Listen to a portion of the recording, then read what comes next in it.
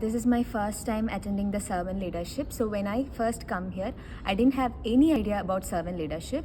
So I just had a basic definition about leadership. First when I come here.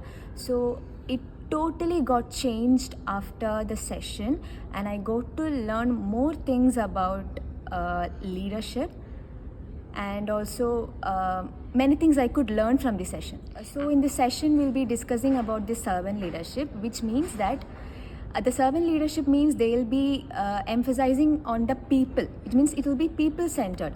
So it helps the people to have a career growth. So while this happens, it will automatically help in the organizational profits. So it is actually a directly proportional thing. So as I told, I didn't have any idea about servant leadership. So after attending the session, I got to know many things about me. So what are things I should change in myself? So in the session we have discussed that there should be a change.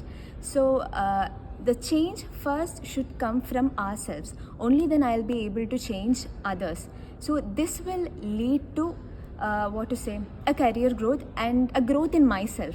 Okay, that is 100% thing, because I want my friends and peers to have the same experience that what I had, and it was such a wonderful experience.